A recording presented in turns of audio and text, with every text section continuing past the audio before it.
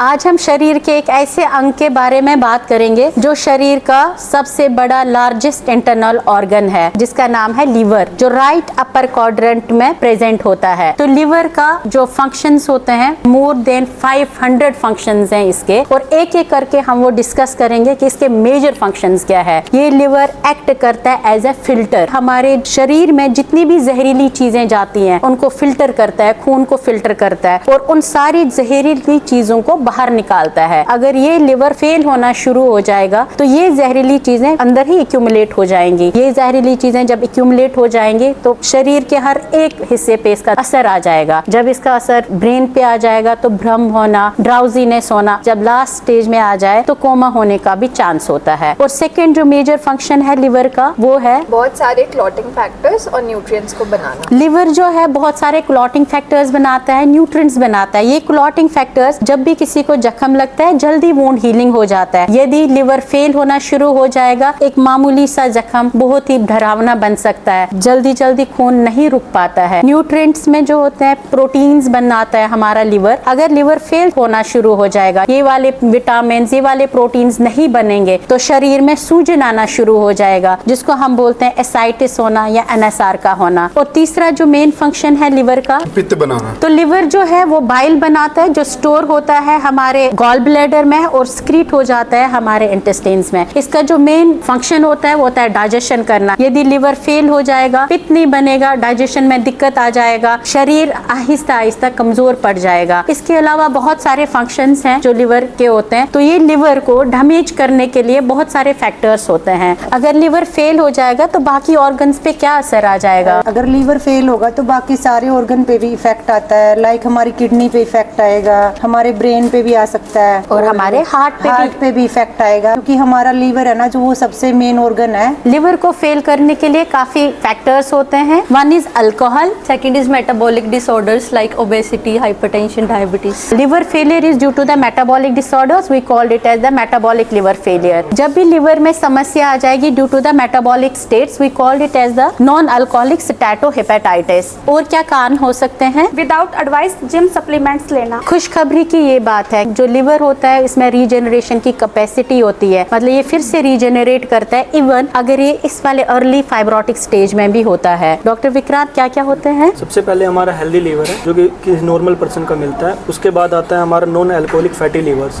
जिसमें अपना हल्के फुल्के चेंजेस आते हैं। फिर हमारा आता है नॉन अल्कोहलिक स्टैटोहेपेटाइटिस, जिसमें उसके साथ हल्की फाइब्रोसिस स्टार्ट हो जाती है। ये हो गया liver fibrosis till the early fibrosis. हमारी लिवर की क्षमता होती है, ये पूरा रीजनरेट करता है, पूरी जितने भी हमारी फंक्शंस होते हैं वो वापस आ सकते हैं। तो अपने लिवर को बचाइए, जितने भी हमने स्ट्रेसेस बोले इनसे बचाइए और खुद को पूरा सेहतमंद रखिए। हमारी लिवर में अद्भुत शक्ति है, यानी उसको रीजनरेशन होने की। Till the early stage of the fibrosis हमारा लिवर पूरा रीजनरेट हो सकता है, लेकिन अपने लिवर को एक्सेसिव कंजप्शन ऑफ अल्कोहल से बचाइए, एक्सेसिव मेडिसिन से बचाइए, नॉन एडवाइजेबल जिम सप्लीमेंट से बचाइए और बिल्कुल तंदुरुस्त रहिए। मैं doctor Mir, critical care medicine, Ujala Cygnus hospital Karnal, और ये पूरी हमारी टीम।